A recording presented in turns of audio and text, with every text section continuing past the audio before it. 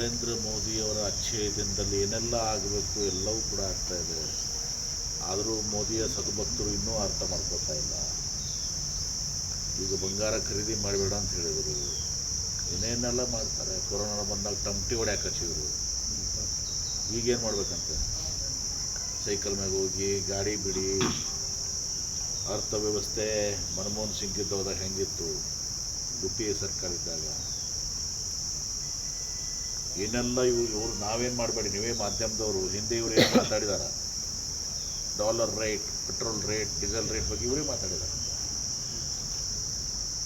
ಅವ್ರದ್ದೇ ನೋಡ್ಬಿಡಿ, ನಮ್ಮದು ನೋಡೋಕೆ ಹೋಗ್ಬೇಡಿ. ನಮ್ಮ ನೋಡೋಕ್ಕೆ ಹೋಗಲ್ಲ ನೀವು. ಅವ್ರು ಏನು ಹಿಂದೆ ಮಾತಾಡಿದ್ರು ಈಗೇನಾಗ್ತಾ ಇದೆ? ಅಚ್ಚೇ ದಿನ ರೈತರಿಗೆ ಬಂದಿದೆಯಾ? ಯಾರಿಗೆ ಬಂದಿದೆ? ಮಾಧ್ಯಮ ನಿಮ್ಮದರೆ ಅಚ್ಚೇ ದಿನ ಬಂದಿದೆ ಒಂದು ಗೊತ್ತಿಲ್ಲ. ಯಾಕಂದ್ರೆ ನಿಮ್ಮವ್ರಂತೂ ಎಲ್ಲ ಮಾಲೀಕರನ್ನೆಲ್ಲ ಹೈಜಾಕ್ ಮಾಡಿಬಿಟ್ಟಿದ್ದಾರೆ. ಸರ್, ಮೋದಿಯವರು ಬೆಂಗಾಲ್ ವಾಹನ ಕಡಿತಗೊಳಿಸಿ ಅವರು ಬೆಂಗಾಲ್ ವಾಹನಗಳನ್ನು ಕಡಿತ ಮಾಡಿ ನೀವೇನಾದರೂ ಮಾಡಿದ್ದೀರಾ ಅಂತ?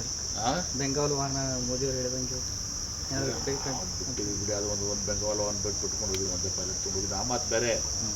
ಎಲ್ಲ ಸುಮ್ಮನೆ ಇವೆಲ್ಲ ನಾಟಕೀಯ. ಕೊರೋನಾ ಬಂದಾಗ ಸೈಂಟಿಫಿಕ್ ಆಗಿ ಔಷಧಿ ಕೊಡಬೇಕು.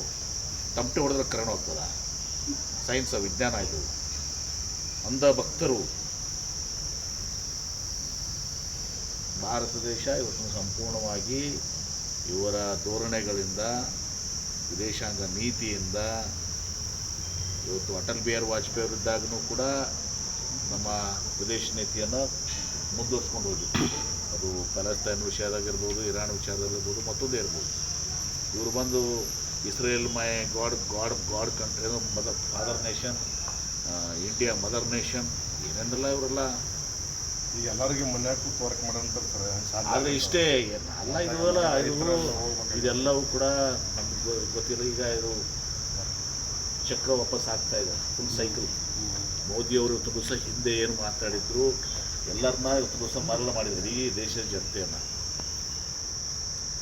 ದುರ್ದೈವಶಾತ್ ಹಿಂದೂ ಮುಸ್ಲಿಂ ಇದರಲ್ಲಿ ಇವತ್ತು ದಿವಸ ಅವರು ಅವೆಲ್ಲವೂ ಕೂಡ ನಮ್ಮಲ್ಲಿ ಅಂತಾರಲ್ಲ ಬಾರಾಕೂನ್ ಮಾಫ್ ಅಂತ, ಹಂಗೆ ಬಾರಾಕೂನ್ ಇವ್ರದ್ದು ಮಾಫ್ ಹಾಕ್ಕೋತೆ ಬಂದಿದೆ.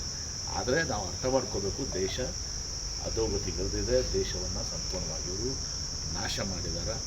ಏನು ಇದಕ್ಕೆಲ್ಲ ನಾವು ಬೆಲೆ ತಟ್ಟಬೇಕಾಗಿದೆ. ಮುಂದಿನ ಪೀಳಿಗೆ ಬೆಲೆ ತಟ್ಟಬೇಕಾಗಿದೆ. Petrol rate, diesel rate, gas cylinder, ರೈತರ ಆದಾಯ ದ್ವಿಗುಣ ಮಾಡ್ತೀನಿ ಅಂತ ಹೇಳಿ ಏನೆಲ್ಲ ಮಾತಾಡಿದ್ರು. ಸುಳ್ಳು ಆಶ್ವಾಸನೆಗಳು ಬರೇ.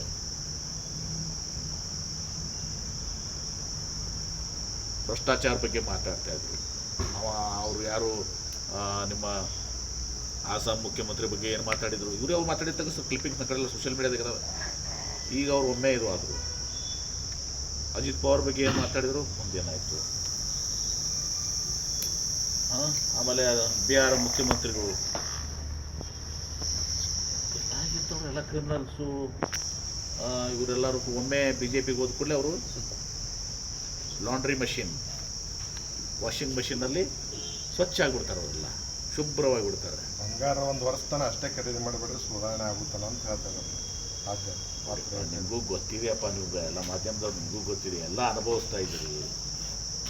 ನಿಮ್ಮ ಪರಿಸ್ಥಿತಿ ಏನದ ನಮ್ಗೆ ಅದನ್ನೂ ಗೊತ್ತದ. ಅಚ್ಚೇ ದಿನದಾಗ ನಿಮಗೂ ಎಲ್ಲ ಸುಮ್ಮನೆ ನೀವು ಮಾಧ್ಯಮದವರು ಕೂಡ ತಪ್ಪಿ ಹೊಡಿತೀರ ಹಂಗೆ. ನಮ್ಮ ಕಾರ್ಯಕ್ರಮಗಳನ್ನು ನೀವು ನೋಡ್ತಾ ಇದ್ರೆ ನಮ್ಮ ಚಾನೆಲ್ ಅನ್ನ ಸಬ್ಸ್ಕ್ರೈಬ್ ಮಾಡಿ, ಪಕ್ಕದ ಬೆಲ್ ಐಕಾನ್ ಒತ್ತಿ ನಮ್ಮನ್ನ ಬೆಂಬಲಿಸಿ. ಹಾಗೆ ನಮ್ಮ ಕಾರ್ಯಕ್ರಮಗಳನ್ನ ಲೈಕ್ ಮಾಡಿ, ಕಮೆಂಟ್ ಮಾಡಿ, ಅದನ್ನ ಬೇರೆಯವರಿಗೂ ವಾಟ್ಸ್ಆಪ್ ಮೂಲಕ ಶೇರ್ ಮಾಡಿ. ನೀವು ಹೀಗೆ ಮಾಡಿದಾಗ ನಮ್ಮ ಚಾನೆಲ್ ಮತ್ತಷ್ಟು ಜನರಿಗೆ ತಲುಪಲು ನೀವು ನಮ್ಮೊಂದಿಗೆ ಸಹಕರಿಸಿದ ಹಾಗಾಗುತ್ತೆ. ಇದು ನೀವು ಯಾವುದೇ ಖರ್ಚಿಲ್ಲದೆ ಕೆಲವೇ ಸೆಕೆಂಡುಗಳಲ್ಲಿ ನೀಡಬಹುದಾದ ಸಹಕಾರ. ಧನ್ಯವಾದಗಳು.